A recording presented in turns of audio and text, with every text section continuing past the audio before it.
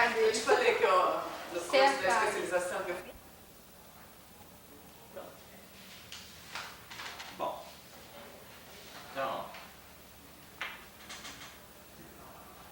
eu queria colocar em primeiro lugar essa questão do problema dos universais, queria firmar essa questão, porque é essa questão que está em jogo, fundamentalmente, nessa discussão, é essa questão que está em jogo. Quer dizer, nós já vimos, temos duas dificuldades com relação aos universais, isto é, aos enunciados universais, aqueles enunciados que utilizam a palavra todos. Não é? O primeiro deles é o problema da indução, é o problema de Hume. É o problema de que, por mais que nós levantemos observações e proposições de observações, nós não podemos, com validade lógica, inferir para o universo. Seja porque a proposição universal na inferência indutiva diz mais do que o que está contido nas premissas, seja porque, por isso mesmo, nós podemos achar um contra-exemplo,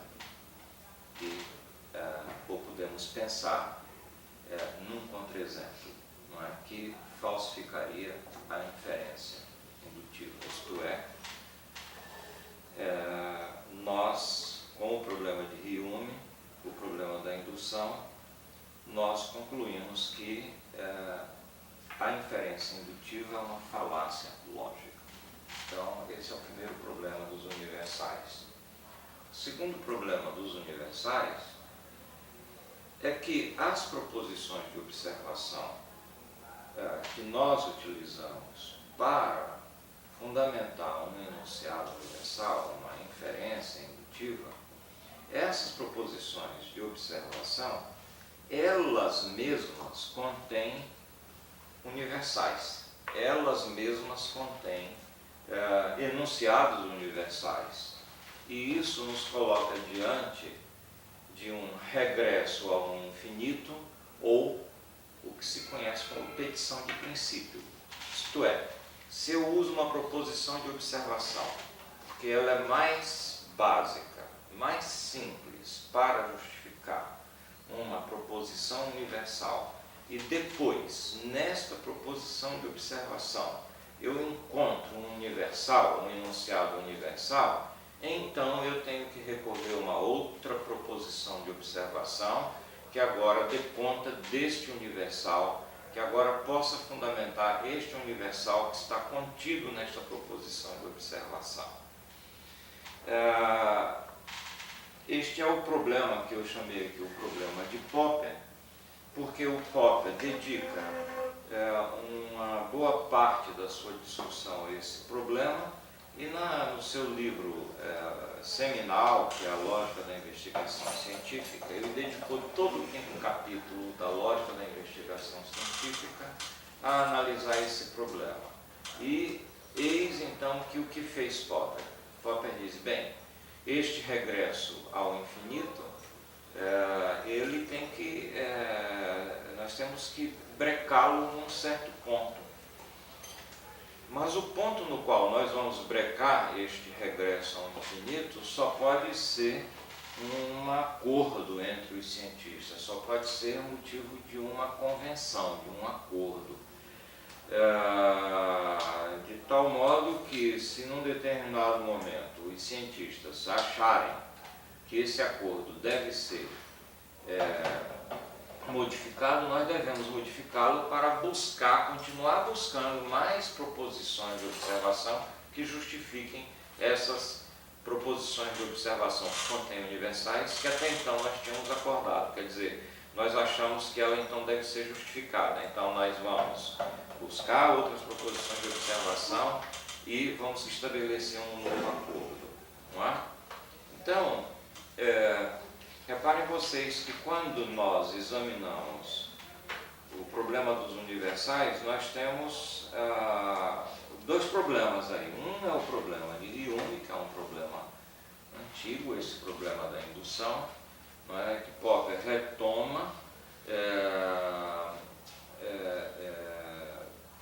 no seu contexto de crítica ao positivismo lógico, porque interessava a ele fazer essa crítica ao positivismo lógico, já que o positivismo lógico envolve uma filosofia indutivista da ciência.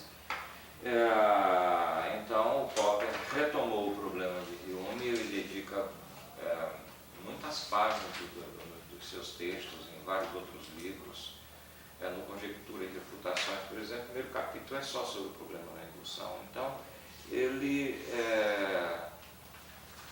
dedicou uma boa parte do seu tempo a retomar o problema de Hume e a mostrar que não é possível justificar logicamente os enunciados universais.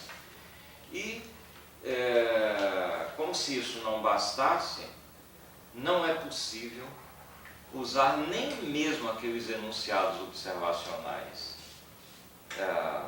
que não servem para fundamentar a indução, fundamentar a inferência indutiva e, portanto, fundamentar os universais, os enunciados universais, nem mesmo aqueles enunciados observacionais que a gente acha que fundamenta, nem eles mesmos fundamentam, porque eles contêm universais. Então,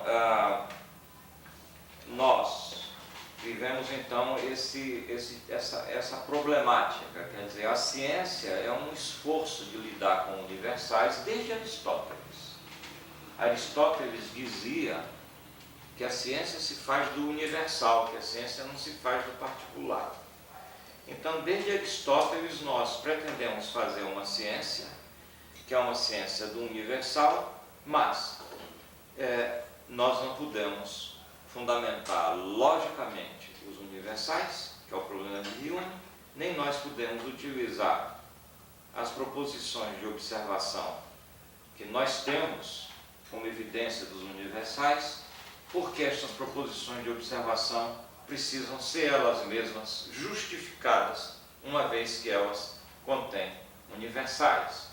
Então a gente já sabe que se a gente for procurar justificar essas proposições de observação que contêm universais, isto é, procurar, portanto, justificar o universal, nós vamos novamente nos defrontar com o problema de Hume.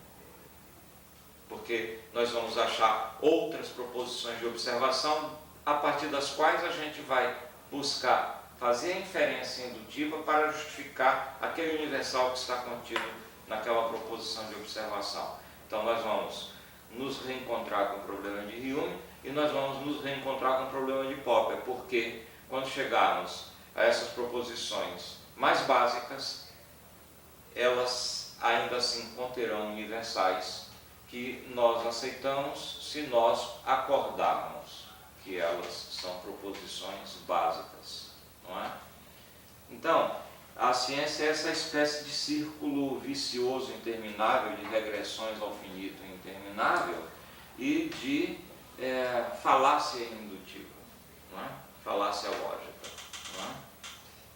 Então, reparem vocês que não é um problema pequeno esse. É um problema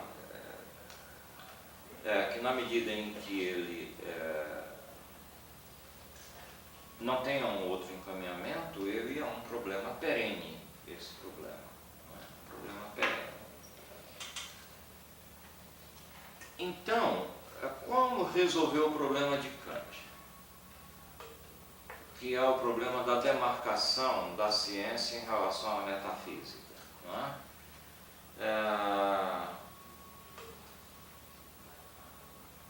Nós tínhamos, na nossa discussão, o critério verificacionista do positivismo lógico, mas o Popper demole esse critério, mostrando que esse critério é um critério que está baseado nesses problemas todos e que, portanto, ele não serve de critério. E ainda assim, como diz o Popper, o critério verificacionista, ele é um critério naturalista, quer dizer, há um juízo de valor de que o empírico é algo que é superior ao que é não empírico.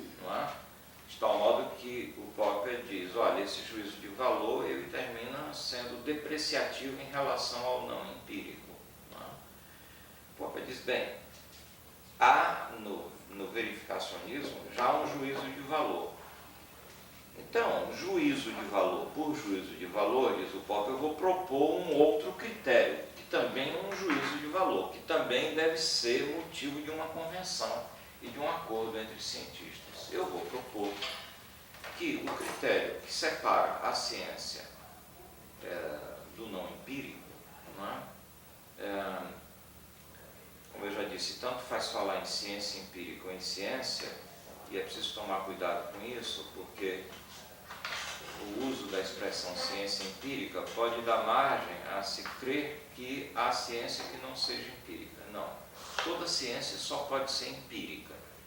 Mas então temos que fazer uma distinção entre ciência ou ciência empírica, de um lado, e de outro lado, aquilo que não é ciência, aquilo que não é empírico. Popper diz, o que não é empírico, diferentemente do que os positivistas lógicos diziam, eu vou dizer que há sentido. O que não é empírico tem sentido. Os positivistas lógicos, para eles, o que não era empírico não tinha sentido. Não era nem verdadeiro nem falso, simplesmente não tinha sentido. Popper diz, não, tem sentido, agora é não empírico. Não é? E o critério para a ciência, para aquilo que é empírico, é a possibilidade da falsificação. Vou propor isto como critério de demarcação, a possibilidade da falsificação. E é isto que é o falsificacionismo, que é, como Popper diz, um juízo de valor e, portanto, um convite a que os cientistas possam chegar a um acordo quanto a isso. Não é? Possam chegar a um acordo quanto a isso. E é assim, então, que o Popper encaminha o problema de Kant, porque eu já disse aqui rapidamente, que também não nos interessa muito essa análise, quando Kant levantou esse problema na crítica da razão pura, ele disse que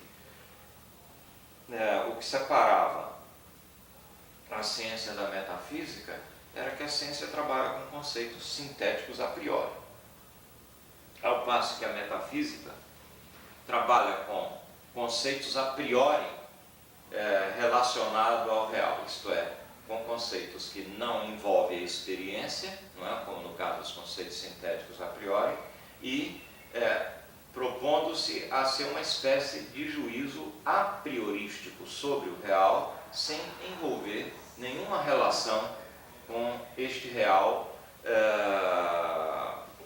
fundamentado na experiência, não é? E o Popper disse, não, nós temos, o Kant disse, não, nós temos as categorias do entendimento, são categorias racionais, que se forem justamente aplicadas ao real, elas serão vazias. Não é? E nós temos de outro lado o empírico, que são as sensações, que estão relacionadas com o espaço e o tempo, são as sensações, e essas sensações são o material ou a matéria sobre a qual os conceitos do entendimento se aplicam para constituir um conhecimento científico. De tal modo que esta matéria, sem as categorias do entendimento, elas são cegas. Então nós tínhamos que articular as categorias do entendimento, que são categorias a priorísticas, com a experiência que nos dá a realidade, que nos dá o que é chamado